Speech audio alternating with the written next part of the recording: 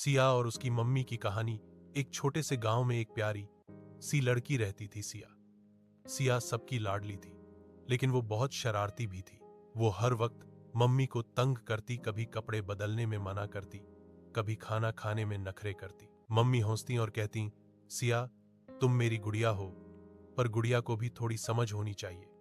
सिया बस खिलखिलाकर हंस देती और फिर कुछ नया करने भाग जाती। हर सुबह मम्मी जल्दी उठ जाती, घर का काम करती, सिया को स्कूल के लिए तैयार करती और फिर खुद भी काम पर जाती। पर सिया को लगता मम्मी बस उसे डांटती रहती हैं।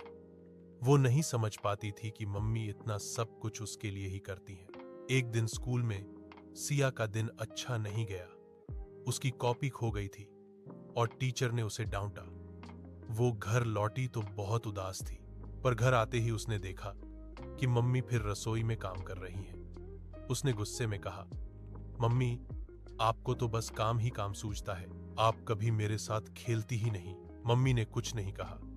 उन्होंने बस मुस्कुराने की कोशिश की, लेकिन उनकी आंखों में हल्की नमी थी। रात को जब सिया उठी तो देखा कि मम्मी अब भी कपड़े धो रही हैं। उसका दिल भर आया। वो धीरे से मम्मी के पास गई और बोली, मम्मी आप अब तक सोई नहीं? मम्मी थकी हुई बोली, बेटा काम पूरा करना है ना, फिर आराम करूंगी। सिया चुपचाप उनके पास बैठ गई। पहली बार उसने मम्मी के हाथों को गौर से देखा। वो थके हुए पर ममता से भरे थे। उसने धीरे से मम्मी के हाथों को पकड़ लिया और बोली, मम्मी मैं आपकी मदद करूं। मम्मी ने उसे देखा, मुस्कुराई और बोली, बस इतना ही काफी है बेटा कि तूने ये बात समझ ली। उस दिन से सिया सच में बदल गई। अब वो रोज मम्मी की मदद करती, पानी लाती, खिलौने समेटती और खुद अपना काम करती।